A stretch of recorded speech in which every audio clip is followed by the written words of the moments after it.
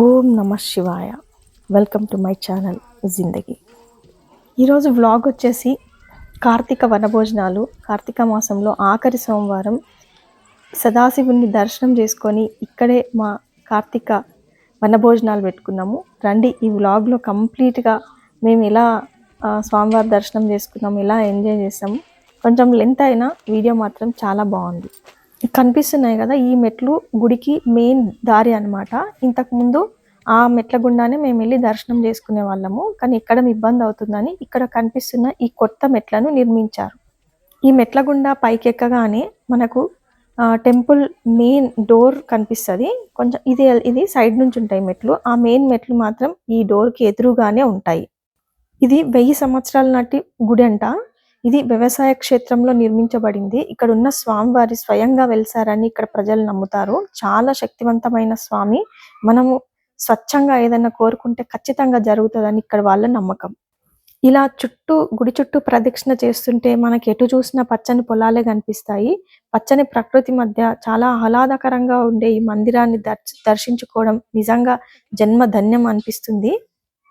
ఈ గుడి ఊర్లో నుంచి 1.5 కిలోమీటర్ దూరంలో ఉంటది. ఇంతకుముందు ఈ గుడికి రావాలంటే కాలినడక ఒకటే ఉండేది, కానీ ఇప్పుడు ఆటోలు, వెహికల్స్, కార్లు అన్నీ వస్తున్నాయి. ఊర్లో నుంచి చాలా మంది జనాలు వస్తూ ఉంటారు. ప్రతి సంవత్సరం ఇక్కడ పెద్ద జాతర జరుగుతుంది. ఆ జాతరకైతే చుట్టుపక్కల 10 గ్రామాల వాళ్ళు వస్తారు. చూడండి, మేము ప్రదక్షిణ చేస్తూ ఉంటేనే చుట్టూ ఎంత పచ్చని ప్రకృతి, పంట పొలాలు ఎంత బాగుందో అసలు చూస్తూ ఉంటేనే. ఇదండి ఈరోజు వ్లాగ్. కంప్లీట్గా మీకు పచ్చని పొలాలలోనే ఉంటది.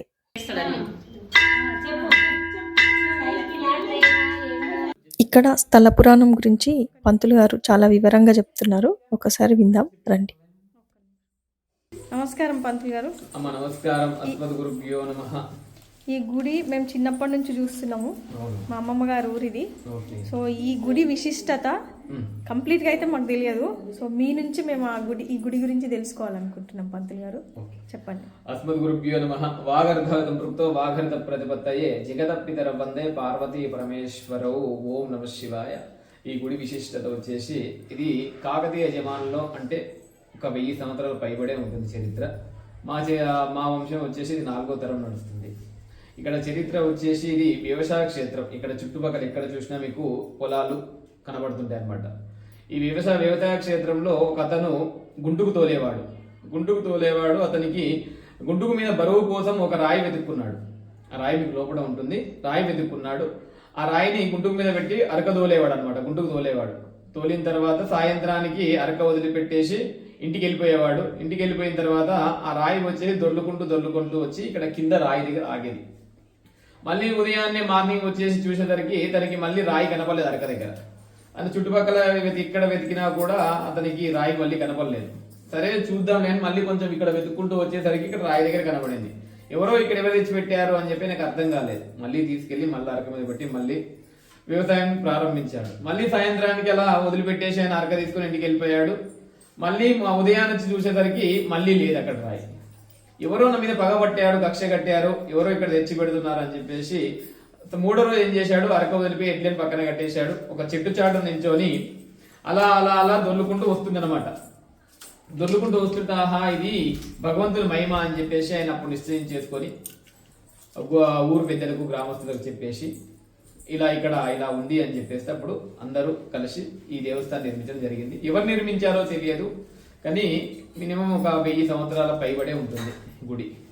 ఇది విశిష్టత. స్వయంభూ అక్కడ ఉంటుంది. ఇక్కడ నుంచి స్వరంగం ఉందంటారు. స్వరంగము అనే శ్రీశైలం వరకు ఉందని చెప్తారమ్మా. అది మనకు క్లారిటీ రాలేదు. ఇక్కడ వరకైతే ఉంది. సేమ్ మండపం కింద కూడా ఉంటుంది. ఈ మండపం ఎలా ఉందో కింద కూడా అంతవరకు ఉంది. మీరు చూసారా? అంతవరకు మేము చూసాం. ఇంకా ముందు కూడా లోపల ఉంది, కానీ సాధ్యం కాదనమాట. శ్వాస బ్రీతింగ్ ఆడట్లేదు. ట్రై చేసాము, బ్రీతింగ్ ఆడట్లేదు. సేమ్ మండపం కింద ఇలాగే ఉంటుంది. ధ్యాన మందిరం అంటారు కదా, అలాగే ఉంది అనమాట. కిందికి ఉంది ఇంకా సొరంగము, కానీ బ్రీతింగ్ ఆడట్లేదు. ధన్యవాదాలు. ఓం నమః శివాయ. ఇక్కడ కనిపిస్తున్న ఈ శివయ్య చాలా మహిమగల దేవుడు. ఎందుకంటే స్వయంభూగా వెలిసి ఆయన లీలలన్నీ ప్రజలకు చూపించి ఇక్కడ ఈ మందిరాన్ని నిర్మింపజేసుకున్నాడు అనమాట. అయితే నిస్వార్థమైన కోరిక ఏది కోరినా శివయ్య ఖచ్చితంగా నెరవేరుస్తాడు. ఇక్కడున్న ఈ విగ్రహాల గురించి, ఈ దేవుళ్ళ గురించి పంతులు గారు ఆయన మాటల్లో చెప్తున్నారు. ఒకసారి విందాం. ఇది స్వయంభూ వ్యవసాయ క్షేత్రం మీద పెట్టింది ఇదనమాట. చూడడానికి బాగుంది, వాళ్ళకి బాగా సెట్ అవుతుంది అనమాట క్షేత్రం మీద అలా పెట్టడానికి. దానికోసం అలా పెట్టారు. దాని ప్రతిష్ట ఏం చేయలేదు, ఓన్లీ అలా పెట్టారు. మేము ఎప్పుడు ఈ లింగమే స్వయంభూ లింగం. ఇది ప్రతిష్ఠ లింగం, అది స్వయంభూ.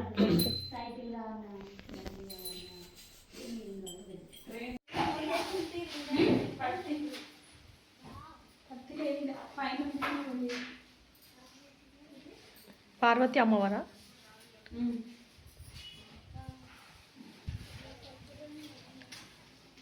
శివయ్య దర్శనము, పార్వతమ్మ దర్శనము అయిపోయింది.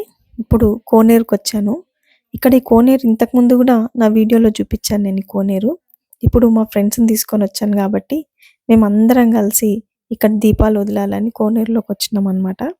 ఈ కోనేరును చూస్తే చాలా నిజంగా చాలామంది భయపడతారు పైనుంచి చూస్తే, కానీ మాకైతే ప్రశాంతంగా అనిపించింది. చాలాసేపు స్పెండ్ చేసాం ఇందులో, కానీ అంత పెద్ద లెంత్ వీడియో పెట్టలేము కాబట్టి ఇంకా నేను పోస్ట్ చేయలేదు. చూడండి, ఒకరం ఇందులోకి దిగుతున్నాం. అది దిగుతుంటేనే ఒక అడ్వెంచరస్గా అనిపిస్తుంది, ఎందుకంటే చాలా లోతుగా ఉంది ఇది. అండ్ ఇంకొకటి, చాలా రోజుల తర్వాత అన్ని వాటర్ పైకి వచ్చాయి. అంటే ఎప్పుడు వాటర్ లోపలికి ఉండేవి, నేను చూసినప్పుడు ఎప్పుడు వాటర్ లోపలికి ఉండేవి, కానీ ఈసారి మాత్రం వాటర్ పైకి వచ్చాయి. ఇంకా మా అన్న వాళ్ళందరూ చెప్తున్నారు, మేము చిన్నగా ఉన్నప్పుడు ఈ లెవెల్లో వాటర్ ఉండేవి, చాలా రోజుల తర్వాత ఈ లెవెల్కి వాటర్ వచ్చినాయి అని చెప్తున్నారు. సో మేము అక్కడ ఈ ఆకు దొరికితే ఆకు తీసుకొని వెళ్ళినాము అక్కడ దీపాలు వదలడానికి. ఇంకా మా ఫ్రెండ్స్ మేము అందరం కలిసి ఈ గుండంలో ఎలా పూజలు చేసాము, ఎలా దీపాలు వదిలాము మీరు కూడా చూడండి. అందరు ఒకటేసారి పెట్టాలి దీపాల. స్టార్ట్ చేయండి.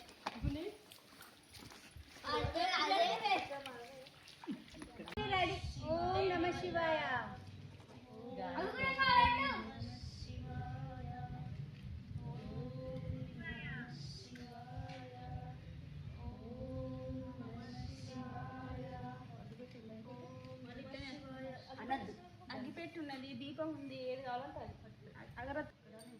అదే మునుగుతా దాకా మీకు కొని ఏ ముందు రాకు కానీ నూనెలైనా నీళ్ళైనా తేలుతుంది కానీ బాధ అనుకుంది. శంభో శంకర పార్వతీ పతయే. ఇప్పుడు వాడండి, కార్తీక పాట వాడండి. ఇప్పుడు ఓం నమ శివాయ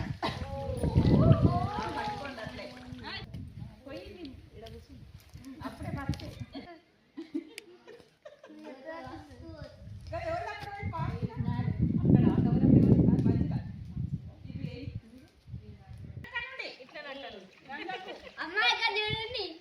వెరీ గుడ్.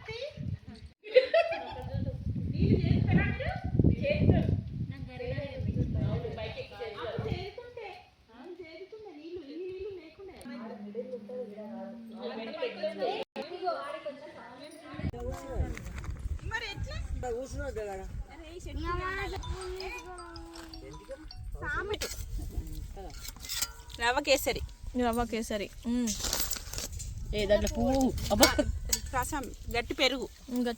ఈ మిర్చి ఎందుకంటే చలికాలం తోడుకోకపోతే మిర్చి. టమాటా పప్పు, పప్పు పచ్చి పులుసు. ఇది టమాటా చట్నీ కాదు, బీరకాయ చట్నీ. అందుకే అడుగుతున్నా, బీరకాయ చట్నీ. ఏంటిది? ఇది ఓపెన్ చేయాలి. ఆలు కర్రీ, పూరి కర్రీ, ఆలు పూరి. ఇదో ఇది పూరి, వైట్ రైస్. ఇది వంకాయ మేతి కాదు, శనగకూర, వంకాయ, బెల్లం భక్షాలన్నా పోలేదన్న ఒకటే. చపాతి, అమ్మకు చపాతి. మారేడు చెట్టు కింద వనభోజనాలు చేస్తున్నాము. చపాతి. నెక్స్ట్ వాళ్ళు గంట అయినాక తింటారంట. అప్పటి వరకు మనది అయిపోతుంది. ఎవరు గంట అయినాక తింటారు? ఎందుకు గంట అయినాక తింటారు? మంచినీళ్ళు. గ్లాస్ పెట్టాలి. మారేడు చెట్టు కింద వనభోజనాలు. ఇంకేం స్వీట్ చేస్తావు? ఇది నేను చేసుకొచ్చినాక మళ్ళీ దాంట్లో కలపకండి. నాకు కూడా అందులో పెట్టిచ్చేసేయి, అన్నం పెట్టకుండా ఓన్లీ అవే పెట్టిచ్చేసేయి. మీరు ఫోన్లు మాట్లాడానికి వచ్చిరా? ఏ వదిన ఎన్నిసార్లు చేసింది ఫోన్ నీ దగ్గర ఉంది. ఏడున్నాడే పూరీలు అయిపోయినాయి కదా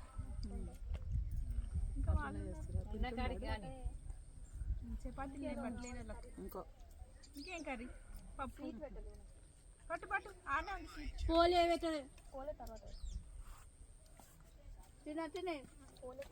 ఎవరు ఆయన తినిపి అన్నట్ట తింటాడు అదే తిను ఇగో అందరితో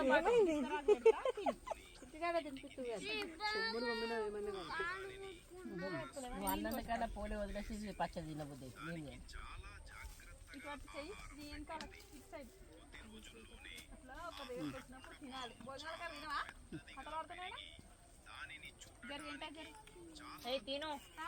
వంటలు ఎట్లయినాయి చెప్తలేరు ఎవరు ఘాటుగా మాట్లాడడానికి కూడా రాకుండా ఘాటు పచ్చడి మాత్రం చాలా బాగుంది. తర్వాత వంకాయ రాదు నేను భక్త స్పైసీగా ఉన్నది బీరకాయ పచ్చడి అక్కడ పూరి కర్రీ బాగాలేదా బాగుంది. సూపర్.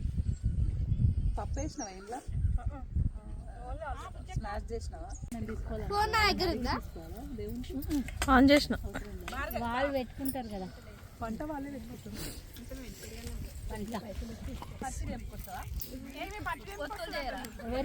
భావన శనగకూరకు బాగా పచ్చి తెంపుకొస్తా పోతామో తెలియదు అన్నీ చూసుకోవాలి కదా నేను కూడా. అప్పుడు పోయేటప్పుడు ఏం చేస్తావు సుక్కు ఉంటుంది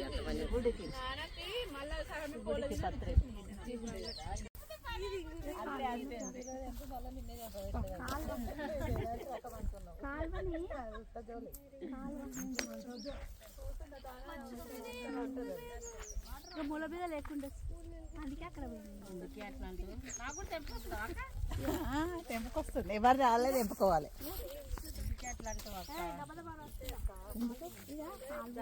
తప్పు పని చేస్తుంది. ఏం చేసుకోలేదు తప్పు. ఇవాళ సోమవారం ఉంది కదా అయితే అమ్మాయి మనం ఉచ్చుకోగల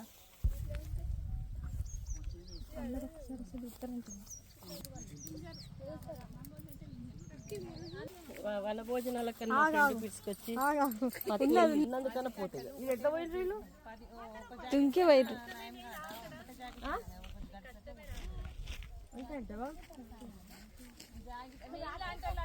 తిడతారు కదా రండి.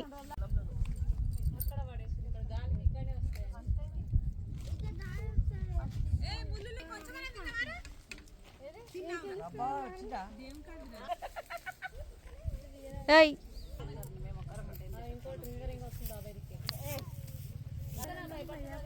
తెల్ల బంగారం. ఇది బంగారం అంటారు తెలుసా దీన్ని?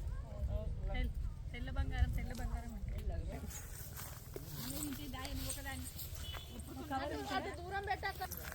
హాయ్ మంజు. Hi baby. ఈ రోజు మాకు ఇక్కడ వన భోజనాలకు పిలిచిరు కదా. ప్రతి సంవత్సరం మీరే వన భోజనాలు చేసుకుంటారు, మరి ఈసారి మేము వచ్చినాం, మీకు ఎట్లా అనిపిస్తుంది? చాలా బాగుంది. అందరు ఉంటే ఇంకా బాగుంటది కదా. మరి అందరిని ఇన్వైట్ చేసేది ఉంటుంది కదా.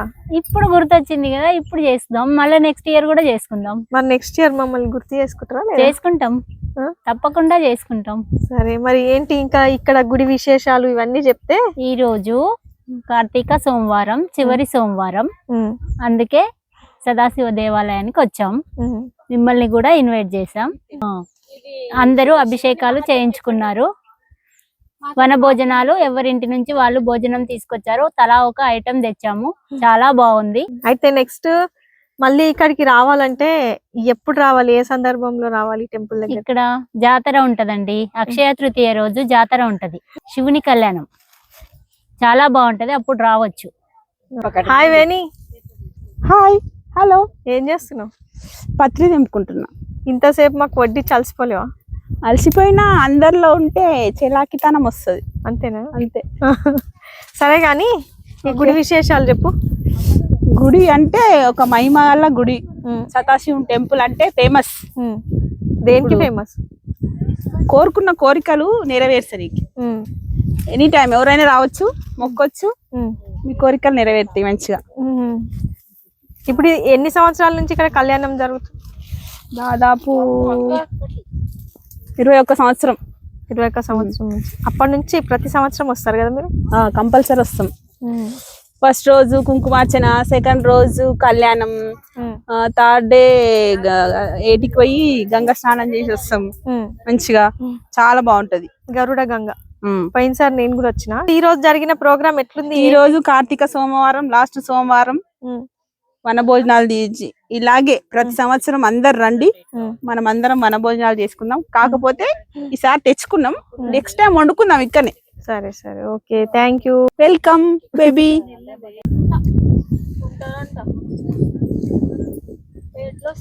నడుచుకుంటూ పోదామండి, ఎంజాయ్గా వాక్. ఈరోజు కార్తీక చివరి సోమవారం కొల్కూరు గ్రామంలో ఉన్న సదాశివుని గుట్టకు మేము అందరం వన భోజనాలకు వచ్చినాం. ఇక్కడ ఉన్న మా ఫ్రెండ్స్ అండ్ వదినలు, అక్కలు, చెల్లెన్లు అందరూ, అండ్ కోడన్లు పైన ఉన్నారు. కోడన్లు కూడా మాకు బాగా సపోర్ట్ చేసిరు ఇక్కడ రావడానికి. కాకపోతే ఇక్కడే వంటలు చేసుకొని వన భోజనాలు చేస్తే ఇంకా బాగుంటది, కానీ అది ప్రీ ప్లాన్ గా లేదనమాట. నెక్స్ట్ టైం అయితే ప్లాన్ చేసుకొని వస్తాము, కానీ ఇంటి దగ్గర అన్ని చేసుకొని వచ్చిన ఇక్కడ మాత్రం బాగా ఎంజాయ్ చేసినాం. స్వామికి అభిషేకం చేసినాము అండ్ గుండంలో దీపాలు వదిలినాం అండ్ స్వామి చరిత్ర తెలుసుకున్నాం. చాలా బాగా అనిపించింది. ఇంకా నెక్స్ట్ టైం ఇంకా చాలా మందిని తీసుకొని వచ్చి ఈ గుడి విశిష్టతను చేయడానికి ట్రై చేస్తాం. మీకు అందరికి ఎట్లా అనిపించింది? చాలా బాగుంది. అవును, నిజంగా చాలా ఎత్తుగా. ఇక్కడ పాజిటివ్ వైబ్ అనిపిస్తుంది, ఎందుకంటే చుట్టూ పొలాలు, పచ్చని ప్రకృతి, ఎక్కడ కూడా మనకు చూడడానికి కూడా ఎక్కడ పొల్యూషన్ అనేది కనిపించదు. నిజంగా చాలా బాగుంది. ఈ వీడియో మీకు అందరికి నచ్చిందని అనుకుంటున్నాము. ఈ టెంపుల్ విశిష్టత మీరు కూడా మా వీడియో ద్వారా తెలుసుకొని మీ ఫ్యామిలీతో పాటు ఈ గుడికి వచ్చి సందర్శించుకొని ఆ స్వామివారి ఆశీస్సులకు పాత్రులు కాగలరని మేము అందరం కోరుకుంటున్నాం. ఇలానే మంచి మంచి వీడియోస్ తో మీ ముందుకు వస్తాం. మమ్మల్ని ఇలానే సపోర్ట్ చేస్తూ ఉండండి. Bye, stay tune. ఓం నమః శివాయ.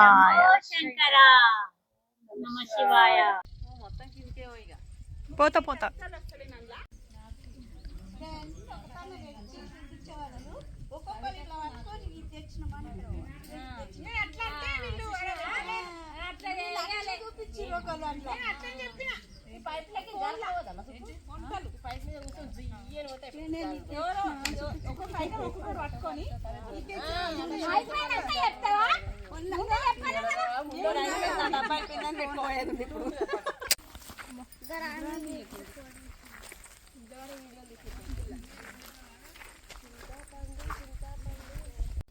శివయ్య దర్శనం అయిపోయింది. మన భోజనాలు అన్నీ అయిపోయినాక ఇప్పుడు అమ్మమ్మ వాళ్ళ ఊర్లోకి నడుస్తూ వెళ్తున్నాం. ఇక్కడ నుంచి నియర్లీ 2 కిలోమీటర్స్ ఉంటుందంట. అంటే ఆటోలు పిలిపిస్తే వస్తాయి, కానీ నడిస్తే కూడా బాగుంటుంది కదా అని కాలినడకన్నా నడుస్తూ ముందుకు వెళ్తున్నాం. చూడండి, మా వాళ్ళు కూడా ముందట వెళ్ళిపోతున్నారు.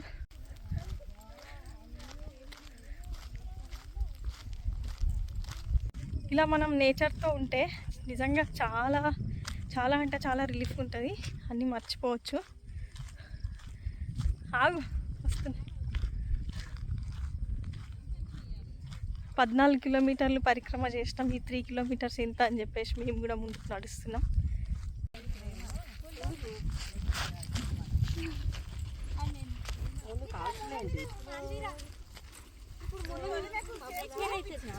వర్షం చెప్పు. ఇట్లాంటిదే తీసుకుని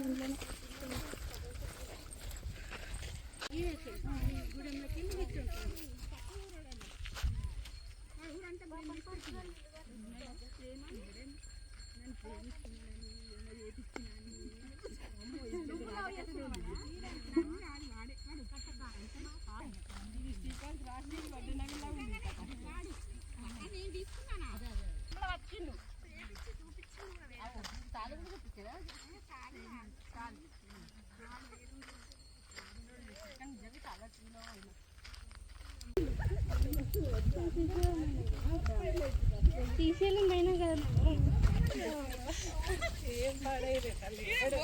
బోర్ ఉంది కానీ ఆన్ చేసుకోవడానికి రాదు, పైప్ లేదు. ఆల్రెడీ బోర్ వేసిందే ఉన్నది, ఎన్ని ఆలోచన దొరుకుతుంది.